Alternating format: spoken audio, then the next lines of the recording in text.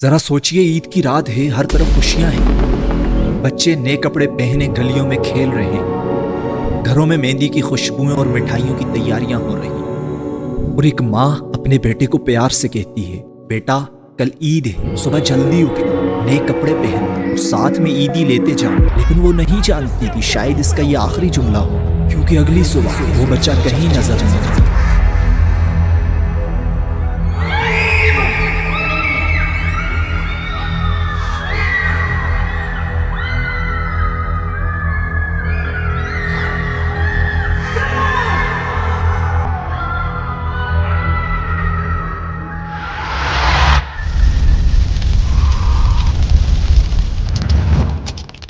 ऐसा सिर्फ फिल्मों में नहीं होता। हर साल दुनिया में 8 मिलियन से ज्यादा बच्चे लापता होते, मगर कुछ कभी वापस नहीं आते। आखिर वो कहाँ चले जाते हैं? क्यों? ये सिर्फ एक अफसोसनाक वाकया नहीं, बल्कि ये दुनिया का सबसे बड़ा माफिया, जो सिर्फ पैसे का नहीं बल्कि पूरी दुनिया का निजाम चला रहा है। मई 2007 की रात 3 साला मेडलन मैकेन पुर्तगाल के एक रिजोर्ट में अपने वालिदैन के साथ छुट्टियां मना रही थी। इसके वालिदैन कैटी और जेरी मैकेन अपने दोस्तों के साथ करीबी एक रेस्टोरेंट में डिनर कर रहे। वो वक्फे वक्फे अपने बच्चों को देखने आते रहे, लेकिन जब रात के 10 बजे इसकी माँ कैटी मैकेन कमरे में आती है और देखती है मेडलन अपने बेड पर नहीं, और उसी वक्त फौरन पुलिस को इत्तला करती है। लेकिन पुलिस की तहकीकात में संगीन मिस्टेक्स होती है। ना ही क्राइम सीन महफूज किया जाता है, ना ही कोई चेक पोस्ट बंद की जाती है। जब पुलिस इस केस के बारे में इन्वेस्टिगेशन शुरू करती है तो एक ऐसी चीज सामने आती है जो सब किसी को हिला कर रख देती है। पुलिस के स्निफर डॉग्स इसके वालिदैन के कपड़ों और कार से खून की स्मेल महसूस करते हैं, जिसके बाद इसके वालिदैन पर ही शक किया जाता है। लेकिन यहाँ पर हैरानकुन बात यह होती है, इसके वालिदैन के खिलाफ कोई भी एविडेंस नहीं मिलता।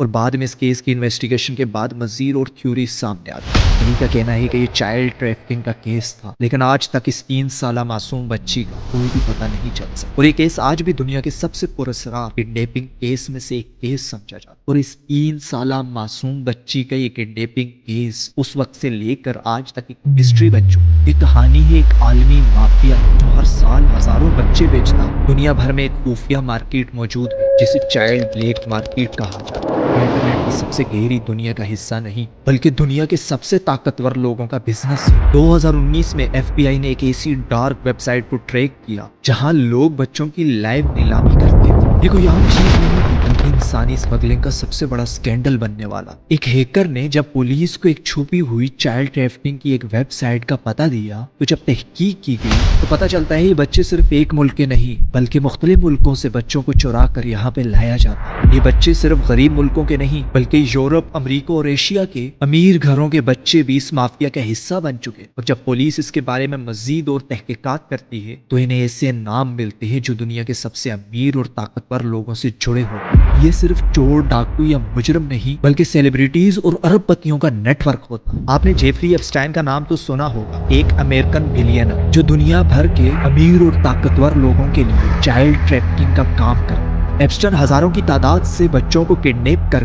उन्हें अपने जाती आइसलैंड पर लेकर जाता है। Tu payaso.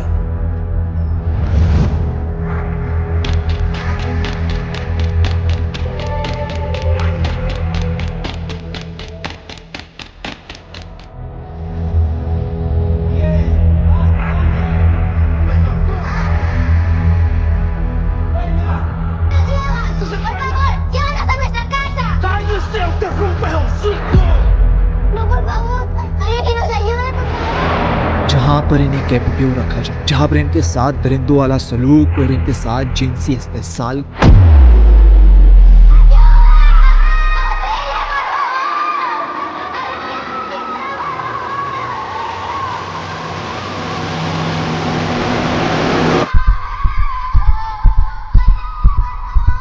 तो फिर या तो इन्हें सेल कर दिया जाता या तो इन्हें बेदर्दी से मार दिया जाता।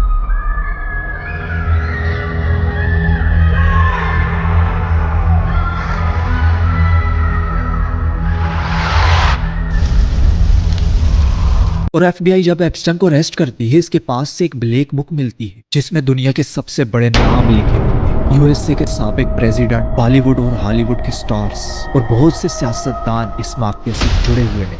लेकिन जब एप्स्टाइन को अरेस्ट कर लिया जाता है और इसे जेल हो जाती है, इसके 2 ही हफ्तों में इसकी डेथ हो जाती है। पुलिस कहती है कि इसने सुसाइड कर ली, हकीकत तो ये होती है इसकी माफिया इसे जेल में खुद ही मरवा दे, क्योंकि अगर वो जिंदा रहता तो दुनिया के सबसे ताकतवर लोग एक्सपोज हो जाते। और इसके बाद 2020 में FBI ने एक और ऑपरेशन शुरू किया जिसमें उन्हें 39 गुमशुदा बच्चे एक साथ मिलते। ये बच्चे USA के मुख्तलिफ इलाकों से गायब हो चुके। पुलिस एक खुफिया चाइल्ड ट्रैफिकिंग ग्रुप को ट्रैक करती जो बच्चों को ब्लैक मार्केट में सेल कर रहा। जब ऑपरेशन स्टॉर्म के दौरान पुलिस रेड करती है तो इन्हें एक खुफिया वेयर हाउस में जंजीरों में जकड़े हुए बच्चे मिलते या इलीगल अडॉप्शन के लिए बेचे जा रहे। और इसी ऑपरेशन के बाद दुनिया भर में चाइल्ड ट्रैफिकिंग से रिलेटेड अवेयरनेस को बढ़ाया गया। मगर इसकी हकीकत ये है आज भी ये काम हर जगह छुप कर हो रहा। आपको क्या लगता है ये सब कुछ करना एक छोटी सी गैंग का काम है? नहीं, बल्कि एक पूरा इंटरनेशनल नेटवर्क। इनका पहला तरीका हॉस्पिटलाइज न्यूबॉर्न बेबीज को चुराना। इनका दूसरा तरीका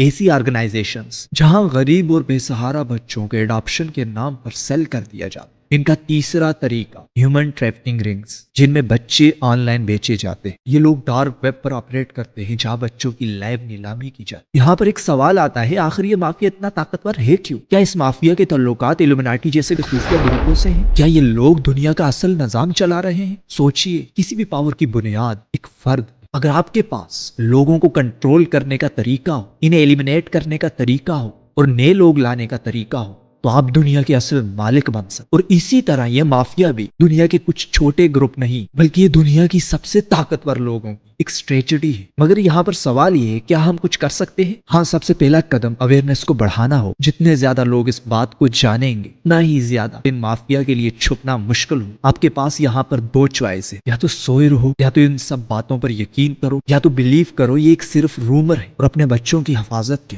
इस वीडियो को ज्यादा से ज्यादा लोगों में शेयर। इस टॉपिक से रिलेटेड कमेंट्स में अपनी राय का इजहार जरूर करें और मजीद ऐसी हकीकतों के बारे में जानने के लिए हमारे चैनल को सब्सक्राइब